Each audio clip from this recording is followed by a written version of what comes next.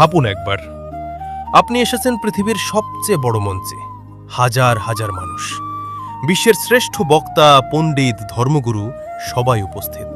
আপনি একা, অপরিচিত, না আছে পরিচয়, না আছে কোনো সুপারিশপত্র। আর ঠিক সেই মুহূর্তে আপনি একটি ভুল করে ফেললেন, একটি এমন ভুল যেটা আপনার পুরো জীবন ধ্বংস করে দিতে পারত। কিন্তু এই ভুলই কিভাবে আপনাকে ইতিহাসের পাতায় অমর করে দিল, সেটাই আজকের গল্প। শিকাগো 1893। কেন এই মঞ্চ এত গুরুত্বপূর্ণ ছিল? 1893 সাল। শিকাগো শহর তখন শুধুই একটি শহর নয়, এটা ছিল বিশ্বের দরবার। Parliament of the world's religions এই সম্মেলনে অংশ নিতে এসেছেন খ্রিস্টান, মুসলিম, বৌদ্ধ, ইহুদি, দাওয়ানবাদী, পৃথিবীর প্রায় সব ধর্মের প্রতিনিধিরা। এখানে কথা বলা মানে আপনি শুধু নিজেকে নয়, আপনি প্রতিনিধিত্ব করছেন আপনার দেশ, আপনার সভ্যতা, আপনার চিন্তাধারাকে। আর এই বিশাল মঞ্চে দাঁড়িয়ে আছে একজন অচেনা ভারতীয় সন্ন্যাসী, নাম স্বামী বিবেকানন্দ। কিন্তু তখন এই নামটা কেউ জানত না। তিনি কোনো বড় আশ্রমের প্রধান নন, কোনো রাজা বা ধনী পৃষ্ঠপোষকের প্রতিনিধি নন। তার পকেটে নেই টাকার জোর, নেই কোনো আন্তর্জাতিক পরিচয়পত্র। তিনি তখন শুধু একজন ঘুরে বেড়ানো সন্ন্যাসী, একজন মানুষ যিনি বিশ্বাস করতেন মানুষ দুর্বল নয়, তাকে দুর্বল ভাবানো হয়েছে।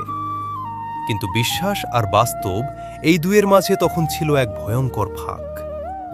শিকাগো ধর্মসভায় বক্তব্য রাখার জন্য প্রত্যেক বক্তার প্রয়োজন ছিল একটি অফিসিয়াল ইনভিটেশন লেটার। বিবেকানন্দের কাছে সেটা ছিল না। এটাই ছিল সেই ভুল, একটি কাগজের অভাব। ভাবুন, আপনি হাজার মাইল পথ পাড়ি দিয়ে এসেছেন, সব আশা স্বপ্ন নিয়ে দাঁড়িয়ে আছেন দরজার সামনে, আর গেটের প্রহরী বলছে, sorry sir, without invitation you can't enter. এই এক লাইন একজন মানুষের জীবনে কতটা ঝড় তুলতে পারে, তা শুধু সেই মুহূর্তে দাঁড়িয়ে থাকা মানুষটাই বোঝে। এই জায়গায় বেশিরভাগ মানুষ ভেঙে পড়ে। ভাবুন তো, আপনি বিদেশের মাটিতে, পরিচিত কেউ নেই, পয়সা নেই, আশা ঝুলে আছে এক সুতোয়। মনের ভিতরে তখন প্রশ্ন উঠে, আমি কি ভুল করেছি এখানে এসে? আমি কি নিজেকে বেশি বড় ভাবছি? আমার কথা শোনার মতো কেউ আদৌ আছে? এই প্রশ্নগুলোই মানুষকে ভিতর থেকে শেষ করে দেয়। কিন্তু এখানেই বিবেকানন্দ আলাদা।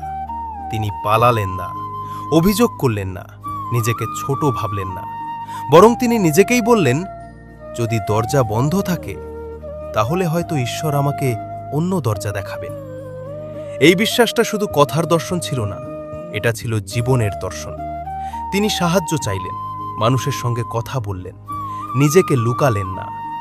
একজন আমেরিকান নারী, মিসেস কেট সানবার্ন, অনেক ঐতিহাসিক মতে বিবেকানন্দের ব্যক্তিত্বে মুগ্ধ হন। তার কথা বলার ভঙ্গি, চোখের দৃঢ়তা, মনের গভীরতা সবকিছুই আলাদা ছিল। তার মাধ্যমেই বিবেকানন্দ পরিচয় পান সম্মেলনের আয়োজকদের সঙ্গে, এবং শেষ পর্যন্ত তিনি সুযোগ পান সেই মঞ্চে দাঁড়ানোর। কিন্তু গল্প এখানেই শেষ নয়। ভাবুন একবার, একজন অচেনা সন্ন্যাসী বিশ্বের সবচেয়ে বড় ধর্মসভায় দাঁড়াতে যাচ্ছেন।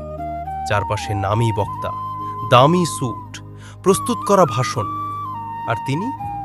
না আছে লিখে আনা বক্তৃতা, না আছে নাটকীয় প্রস্তুতি, শুধু আছে হৃদয়।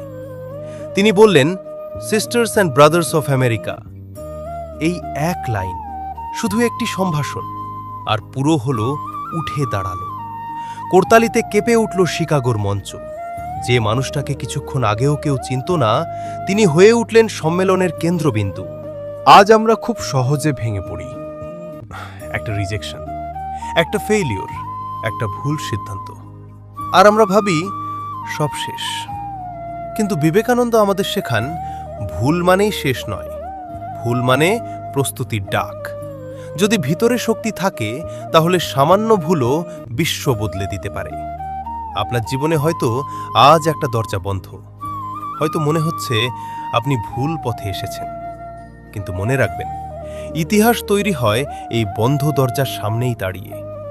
এই গল্প যদি আপনাকে একটুও নাড়া দিয়ে থাকে, ভিডিওটা লাইক করুন।